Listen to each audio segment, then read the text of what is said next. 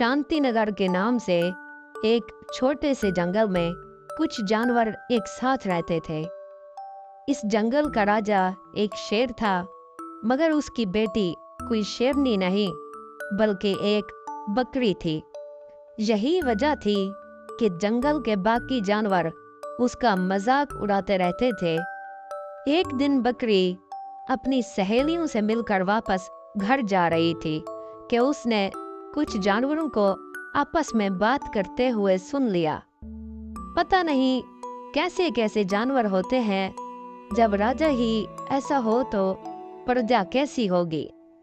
लेकिन पता नहीं वो बेवकूफ राजा हमसे इतनी उम्मीदें क्यों रखता है।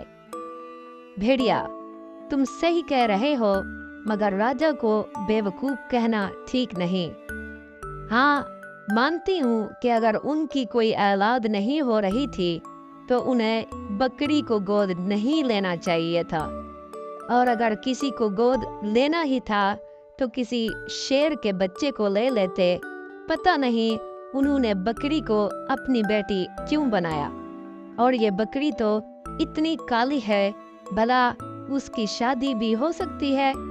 राजा पहले ही गलती कर चुका है और अब दूसरी कर रहा है उसकी शादी करवा कर। ये बातें सुनकर बकरी गुस्से में आ गई और जानवरों को जवाब दिया, हाँ, मैं काली हूँ, मेरी शादी नहीं हो रही और शायद कभी ना हो। लेकिन याद रखो, अगर मेरे पिताजी के बाद मैं इस जंगल की रानी बनी तो सबसे पहले मैं तुम्हें ही फांसी लगवाऊंगी। ये सुनकर सब जानवर चुप हो गए और बकरी अपने घर जाकर एक कोने में बैठ गई। कुछ देर बाद राजा शेर अपनी गुफा में आया और बकरी को उदास देखकर बोला, मेरी फूल जैसी बेटी को क्या हुआ? तुम तो अपनी सहेलियों के साथ बाहर गई थी ना, फिर तुम्हारा मूड खराब क्यों है? बकरी ने जवाब दिया, पापा, जब किस्मत ही खराब हो तो मूड कैसे अच्छा होगा? इस जंगल के जानवर बदतमीज हैं और मेरी शादी ख्वाब देखना बंद कर दें, क्योंकि कोई मुझसे शादी नहीं करेगा। जानवरों को यकीन नहीं आता कि एक बकरी शेर की बेटी हो सकती है। शेर ने कहा, बेटी, हमने तुम्हें गोद लिया है और ये बात पूरा जंगल जानता है, और जहाँ तक शादी की बात है वो आज नहीं तो कल हो ही जाएगी।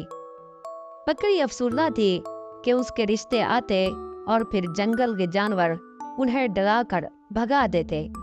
एक दिन राजा शेर ने अपनी आंखों से देखा कि जानवर बकरी के रिश्ते वालों को वर्गला रहे हैं। तुम शेर हो और एक बकरी से शादी करने के लिए आए हो, जानते नहीं वो शेर की अपनी बेटी नहीं है बल्कि गोद ली हुई बेटी है।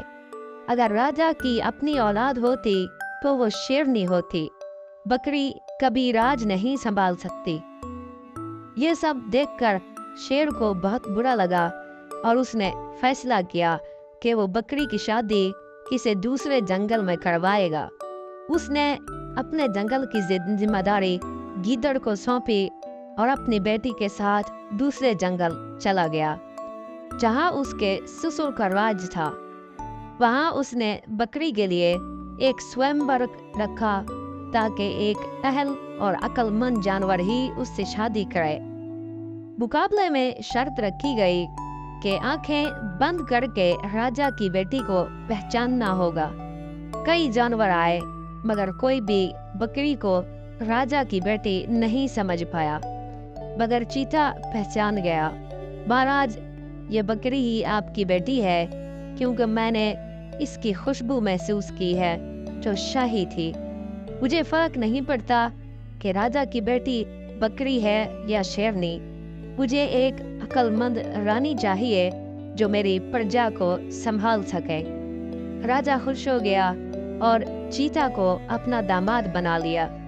बकरी की शादी धूमधाम से हुई और राजा ने ऐलान किया, मुझे मालूम था कि मेरी बेटी की शादी इस जंगल में नहीं होगी, इसलिए मैं उसे लेकर चला गया। अब मुझे एक अच्छा दामाद और अपनी रियासत का वारिस मिल गया है, यह सुनकर जंगल के बाकी जानवरों को भी अपनी गलती और किए पर पछतावा हुआ और उन्होंने जंगल के राजा शेर सिंह से माफी मांगी और फिर सब जंगल में हंसी खुशी रहने लगे।